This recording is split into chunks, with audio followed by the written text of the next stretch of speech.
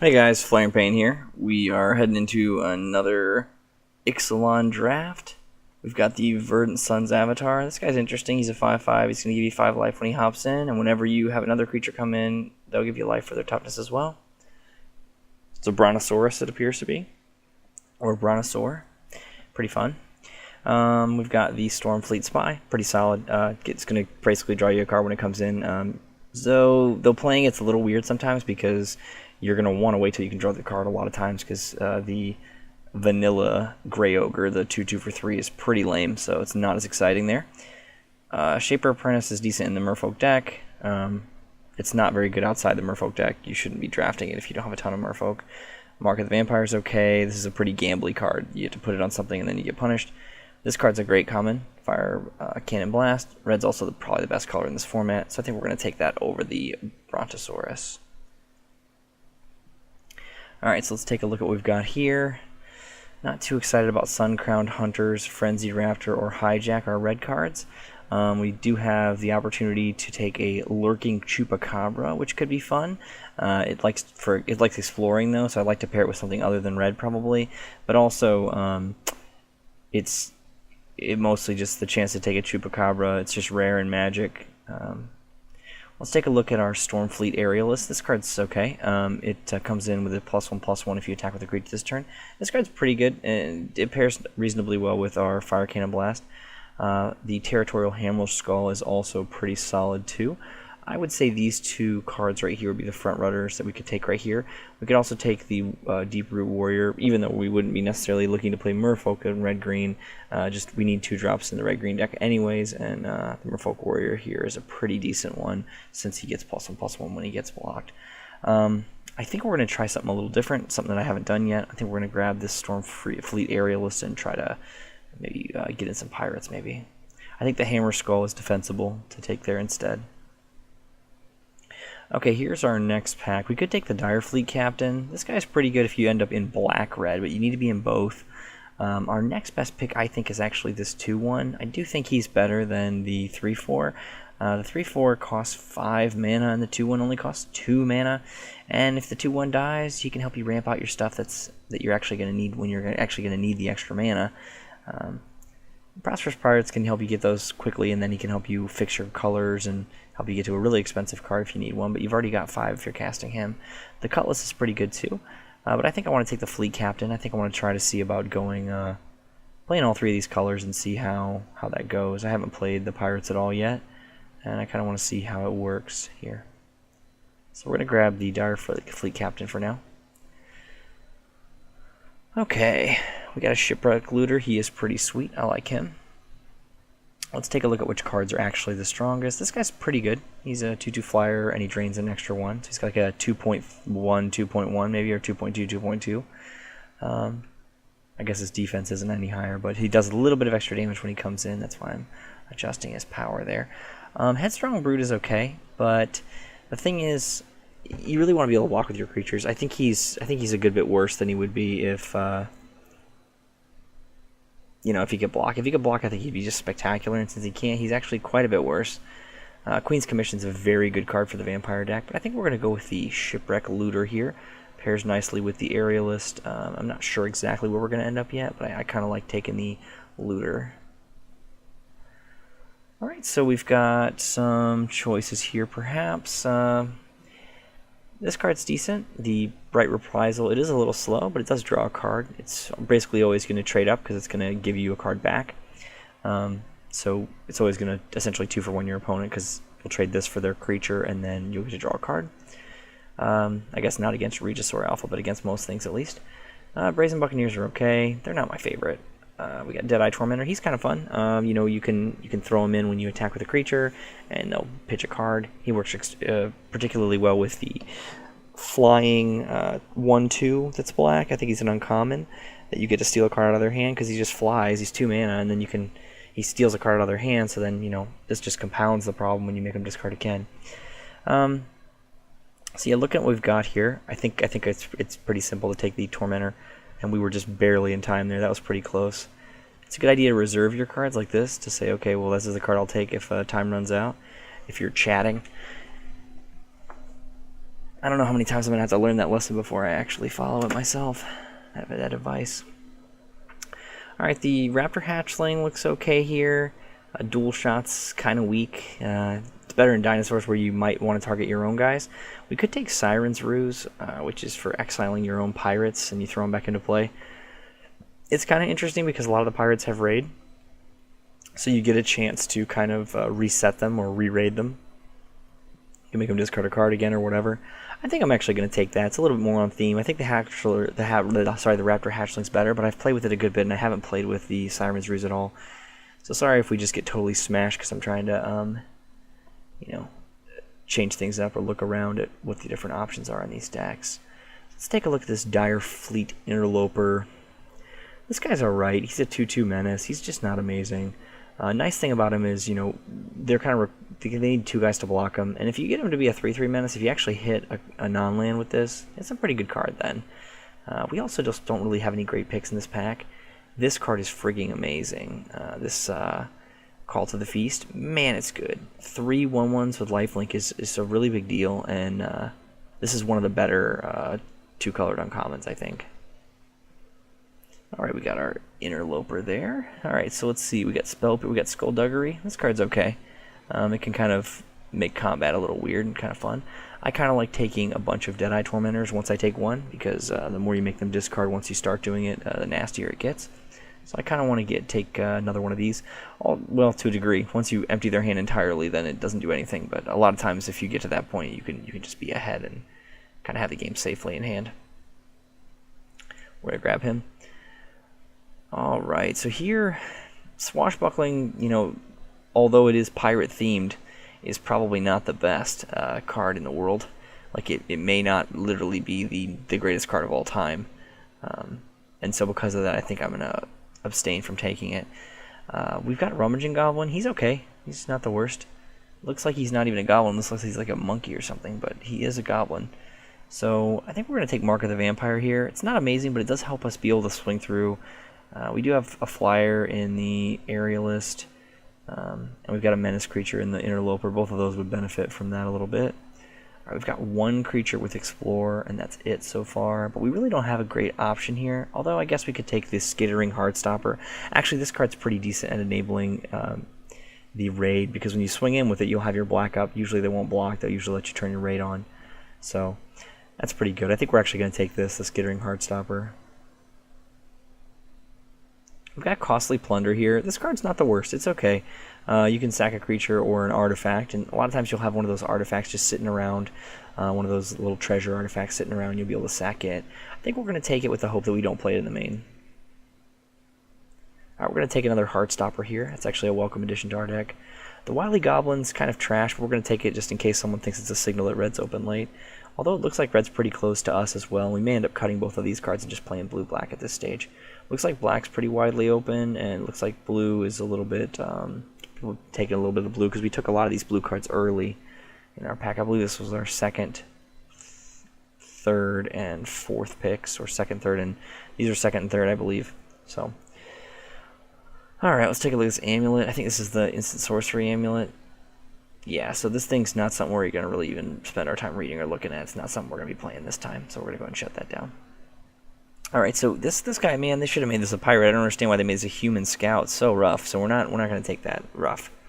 Ugh, human scout. Oh, man. So Shipwreck Looter is what we're probably going to take here. This card's fine. It's not exciting first pick, but it's a card that hops right into our deck. We could take Tempest Caller, actually. This card's pretty busted, and it doesn't have to be in a Merfolk deck. It's just going to tap down all their guys. But I think I'd prefer to just take the Looter here. Another early drop creature, another creature that gets benefit from raid, and another pirate essentially. So we're just going to grab that for now. Alright, so we've got another copy of Dire Fleet Captain.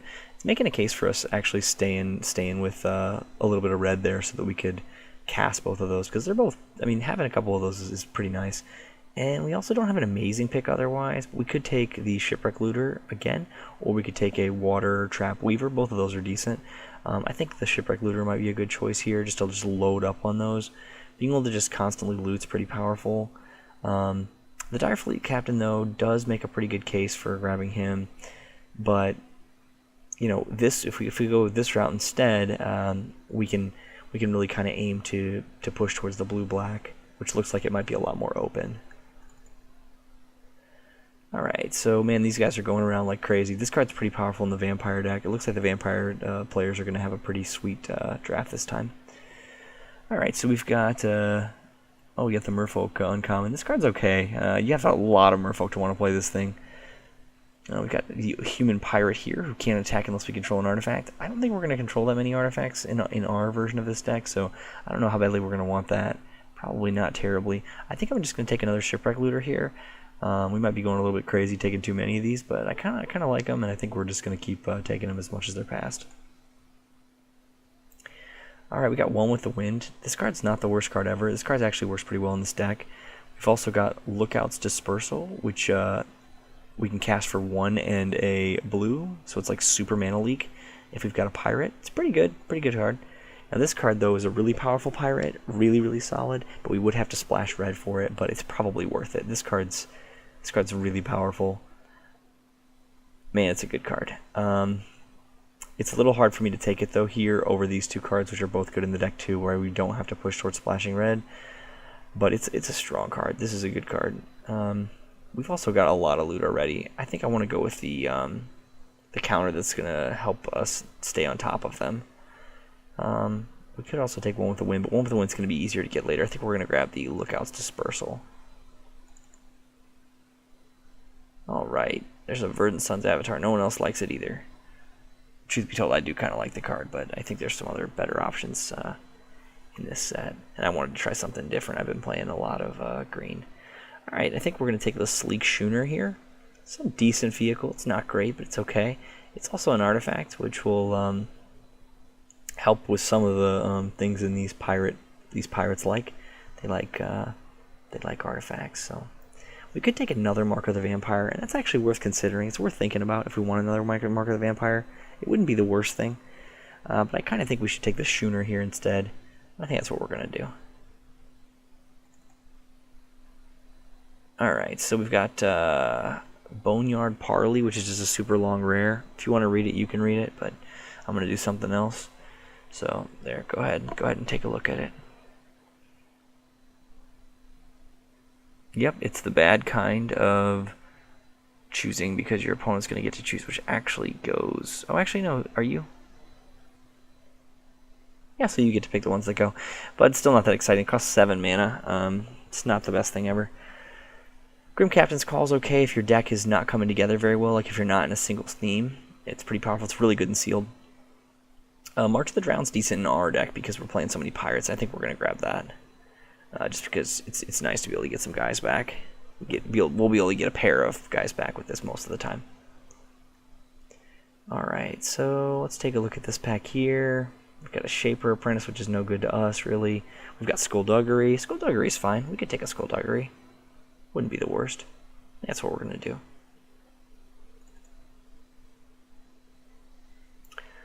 Alright, so we've got Prosperous Pirates, the 3/4. We've got Heartless Pillage. So here it's just a Mind Rot, and if we attack with a creature, we're going to create a colorless token.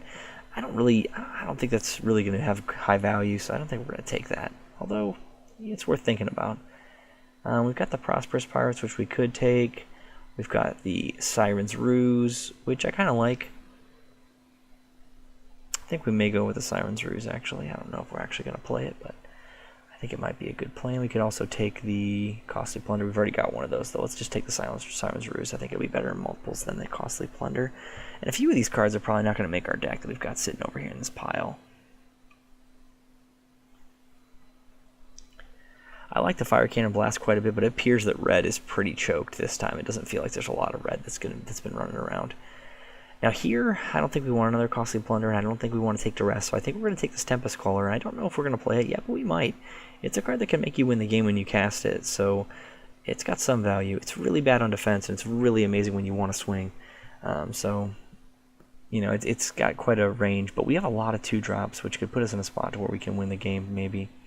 We're going to take this Queen's Base Soldier because it's a little bit better than the Shaper Apprentice in our deck, since we're probably not going to have any Merfolk. We've got this one, but that's not enough to really talk about him. I'd rather have this extra toughness. Interesting.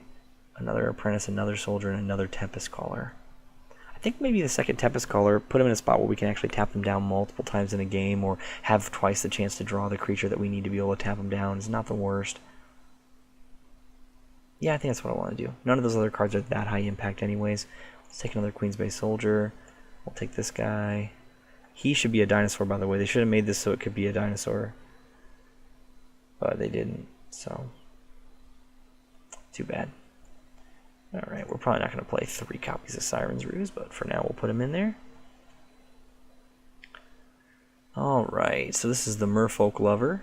It makes it so Merfolks with +1/+1 counters, or actually just creatures with +1/+1 counters can't be blocked. That's pretty good. Horncrest, not my favorite. The Fiery Cannonade is pretty dope. It does 2 damage to each non-pirate creature. That's pretty powerful, especially when your deck's full of pirates, which won't die to it. We don't have a ton of amazing cards to take here now.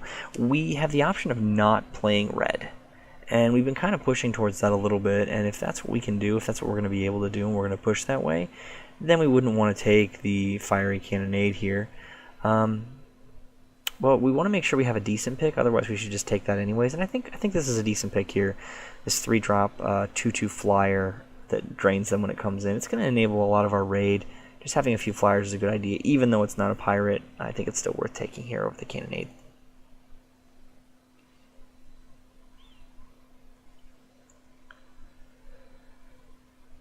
Interesting. Raiders wait. At the beginning of your end stuff, you tag with creatures, they discard a card.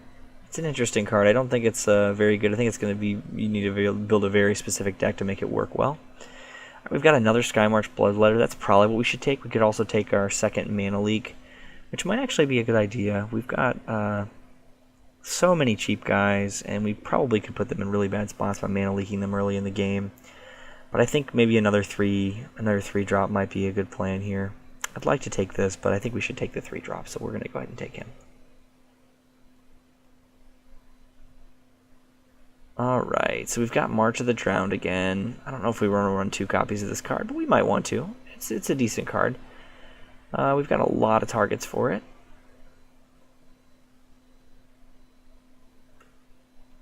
Can draw 2 cards and make a treasure. It's not the worst. A Prosperous Pirate's also not the worst.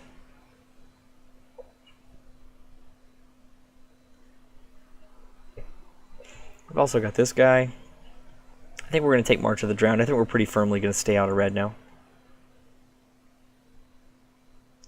Alright, this is a nice card for us to get past. The Siren Lookout. It's a good creature. And it can explore and it flies. It's pretty solid. I think we're going to grab that. We could take the Desperate Castaways, but I don't think it's really actually in the same discussion, really. Sailor Means is fine, but I think I'd rather have this Siren Lookout.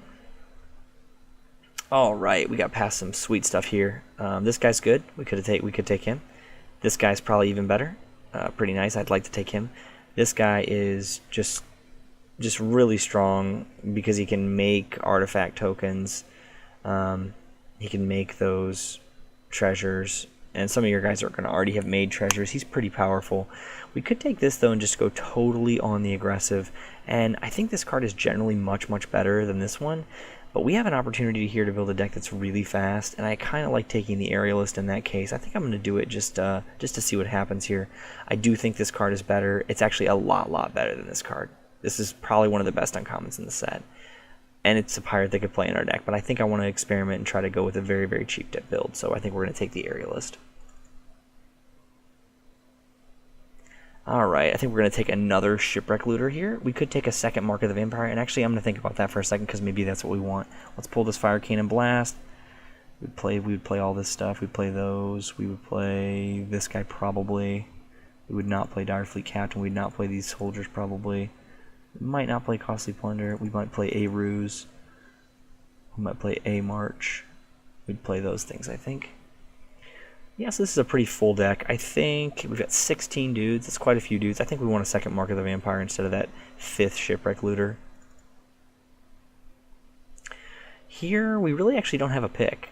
None of these cards are good for us. This card is named the Grim Captain's Call, but it's not what we need in this deck. So here, we really don't need any of these cards. Is there any of these cards that we could ever imagine boarding in?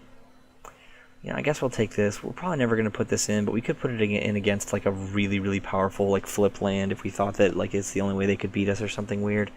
Probably not going to happen. I have a feeling I'm going to have trouble convincing myself to do that. We're going to take Prying Blade. Somebody just wrecked me with this earlier in a local F&M. I did not think this card was going to be even okay, but it's actually pretty good. Well, it looked pretty good in our match anyways. It's kind of unpleasant how quickly they're able to start kind of going off against you with it. Alright, so I think we're going to take Pirate's Prize. Do we have another costly plunder? I guess we'll take Pirate's Prize. That sounds fine. Raiders Wake, another mark. We're going to take a third mark that we're not going to play in the main.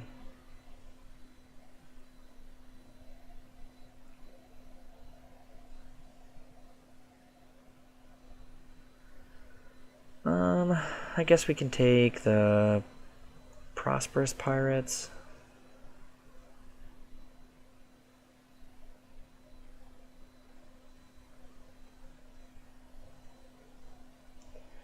So here, looking through this, we can cut this costly plunder probably. This is 24 cards. This is probably about how many we want. Desperate Castaways looks decent here. We don't need a fourth Mark of the Vampire. Queen's Commission. Oh my gosh, right at the end there. 2/1/1 vampires. I don't think people understand. Oh man, and this guy. Just people don't care about the vampire deck this time. It's a really good deck, guys. Don't sleep on it. Alright. Let's take a look here. So let's look at our creatures separate.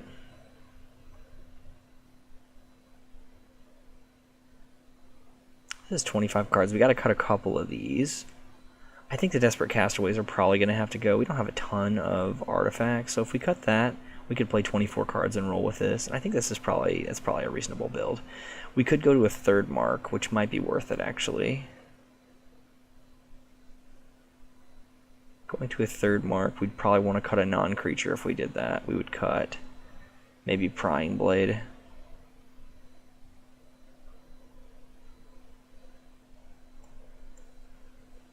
We could cut the Schooner.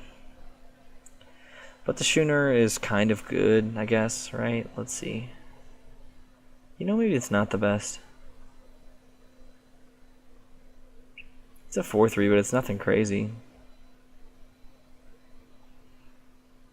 People are gonna be able to really 2 and 3 for 1 us though if we're just constantly loading up all of our creatures with enchantments. It's gonna be a little scary. But I think that's the deal we made here. I think so. I think we're gonna do it. And I think this deck doesn't look too bad. Let's see what our kind of curve looks like here. Not too bad. We got a lot of 2s. We got some 3s. I think we're gonna be okay on 24 here. I think we need more blue than black for sure, but we need some black too. We may want to go even, just because we've got those 2 black 1-drops that they create the best game state for us. I think that's what we're gonna do. I think we're gonna go even though we want more blue. 8's a lot of land of a color, so I think we should be okay to get our blue. Basically, our whole 2-drop slot is blue, and everything else is black. So, all right. So we'll give this a try. This looks pretty good. I think this should be fun to play. Hopefully, we're able to get under some people with this and see if we can kind of really stick it to them.